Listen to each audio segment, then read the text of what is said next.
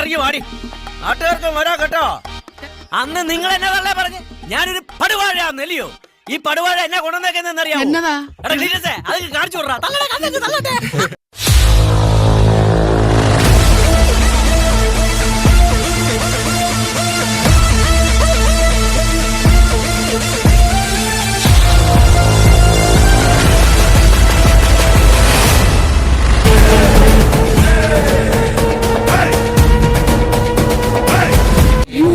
ഞാനിതെന്ത് കാഴ്ചയാ കാണുന്നേ?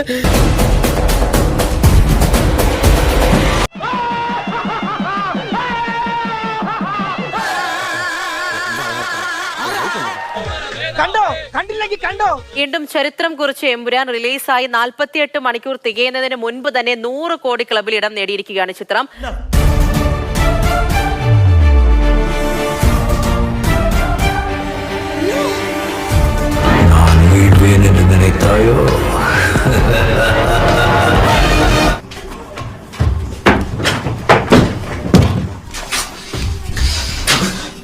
റിലീസായി 48 മണിക്കൂർ തികയുന്നതിന് മുൻപ് തന്നെ 100 കോടി ക്ലബിൽ ഇടം നേടിയിരിക്കുകയാണ് ചിത്രം.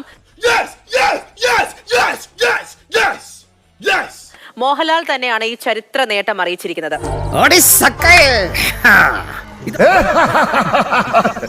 എന്താടാ എല്ലാത്തിനെയും തൊണ്ടയടഞ്ഞോ? എന്താടാ വെള്ളം പാനി? നിനക്കിതെങ്ങനെ സഹിക്കാൻ കഴിയും ജോസേ? ഏറ്റവും വലിയ തിരിച്ചടി കിട്ടാൻ പോകുന്നത് ആന്റണി പെരുമ്പാവൂരിനാകും. ആന്റണി പെരുമ്പാവൂരിന് കോടിക്കണക്കിന് രൂപയുടെ നഷ്ടമായിരിക്കും ഈ സിനിമയുടെ പേരിൽ ഉണ്ടാവുന്നത്. ഞാൻ മാത്രമല്ല, അവരെല്ലാവരും തീർച്ചയായും ഇത് മോഹൻലാലിന്റെ കരിയറിനെ ബാധിക്കും. എന്തൊരു ബഹളമായിരുന്നു. ഇപ്പൊ എന്തായടാ? നിന്റെയൊക്കെ ശബ്ദം പൊങ്ങിയാൽ രോമത്തിന് കൊള്ളുകയല്ലേ.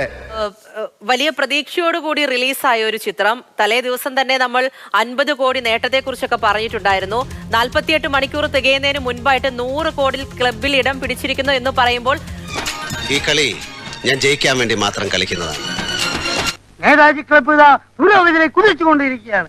കുതിക്കുമ്പോ മൂക്കൂത്തി വീഴാതിരുന്നാ മതി. തലേ ദിവസം തന്നെ നമ്മൾ 50 കോടി നേട്ടത്തെക്കുറിച്ചൊക്കെ പറഞ്ഞിട്ടുണ്ടായിരുന്നു. 48 മണിക്കൂർ തികയുന്നതിന് മുൻപായിട്ട് 100 കോടി ക്ലബിൽ ഇടം പിടിച്ചിരിക്കുന്നു എന്ന് പറയുമ്പോൾ ചരിത്രം ആവർത്തിക്കുകയാണല്ലോ. എന്തൊക്കെ ആയാലും ഇതൊരു വലിയ സംഭവം തന്നെ. മാത്രമല്ല, രാഷ്ട്രീയപരമായി സിനിമയെ സംബന്ധിച്ച് വലിയ ചർച്ചകൾ നടന്നുകൊണ്ടിരിക്കുന്നതിനിടെയാണ് ഇങ്ങനൊരു വലിയ നേട്ടവും.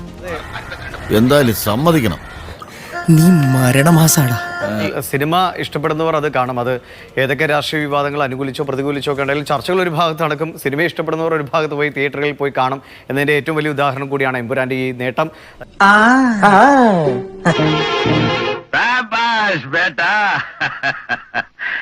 ധീരന്മാരെ അഭിനന്ദിക്കാൻ ഈ ദാമോദരജിക്ക് എന്ന് സന്തോഷമുള്ളൂ. സർക്കാർ എന്തായാലും കലക്കിട നീ. നിന്നെ ഞങ്ങൾ സമ്മതിച്ചു തന്നിരിക്കുന്നു.